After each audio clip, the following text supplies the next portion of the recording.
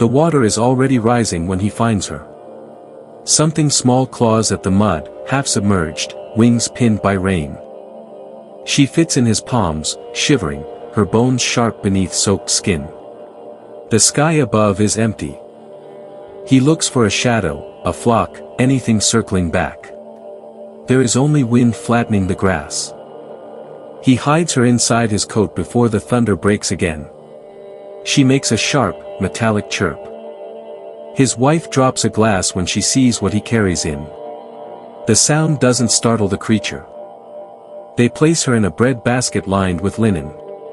She grips the fabric with clawed toes. The woman whispers about police and doctors. He closes the curtains instead. They feed her droplets from a spoon. She snaps at it like prey. At night she crawls out and perches on the headboard, watching them without blinking. He sketches her wings by lamplight, measuring span and bone. He calls her a discovery. She grows within days, feathers thickening, eyes sharper. The basket no longer holds her. The woman stitches fabric into a crude poncho to conceal the wings. It barely fits. They wheel her outside at dusk, avoiding neighbors. She tilts her head toward distant birds. A woman on the street asks questions. He answers too quickly.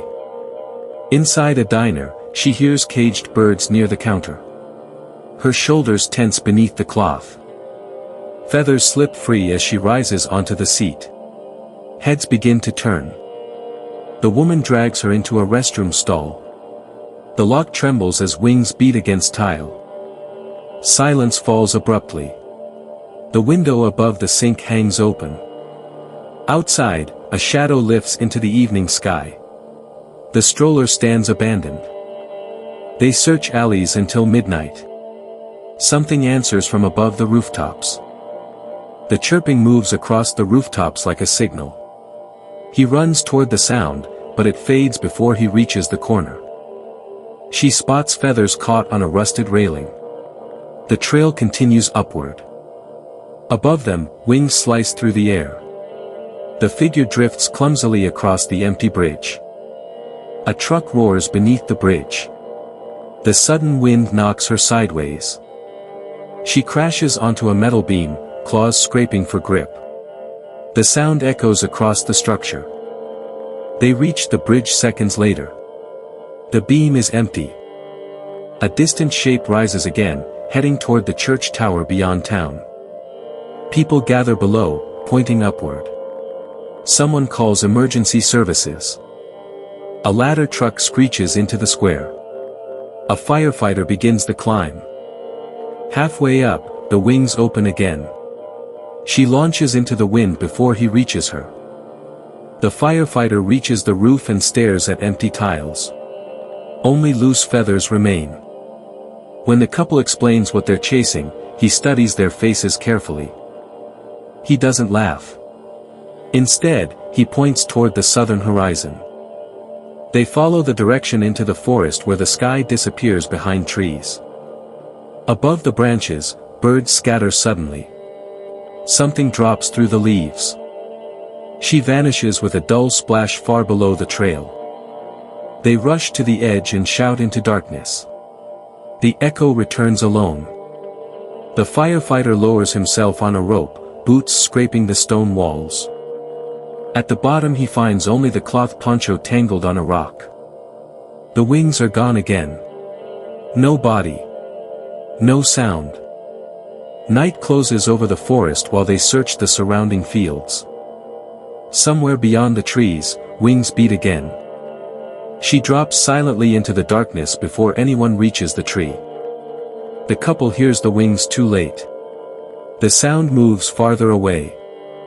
Morning reveals broken feathers along the riverbank. The trail leads toward the open coast where the wind grows stronger. Above the water, a fragile shape struggles against the wind. A sudden gust flips her sideways. She crashes into the surf. He sprints into the freezing water without thinking. His hands close around her wings before the current pulls her under. She thrashes violently, clawing at his arms. The woman wraps her coat around the wings again, hiding them from the wind. For the first time since escaping, the creature goes still. The firefighter watches the horizon quietly. Flocks continue flying south. The couple carries her inland before she wakes. When her eyes open again, she immediately twists toward the sky. The man grips tighter this time. He refuses to let go again. The firefighter studies the scene without speaking. Overhead, migrating birds pass in long dark lines. She screams once, a sound that doesn't belong to any bird. The scream echoes through the trees long after her body goes still. Even the birds above scatter. The man loosens his hold slightly. Her wings twitch once, testing the air. She suddenly drives her elbow into his throat and slips free. Her wings beat violently, scattering leaves across the trail. She climbs into the air again, uneven but determined. The man crashes through brush trying to follow her flight path. The woman shouts for him to stop. He doesn't hear her. Above the forest canopy, the small figure drifts toward the coastline again. The wind grows harsher over open water. Her wings tremble. The man reaches the shoreline moments later, scanning the sky frantically. She attempts to climb higher but the wind slams her downward again. Her body hits the waves hard, vanishing beneath the surface. Without hesitation, he charges into the surf again. The current drags both of them sideways. He manages to pull her head above water. The woman reaches them from the shore with a rope thrown by the firefighter.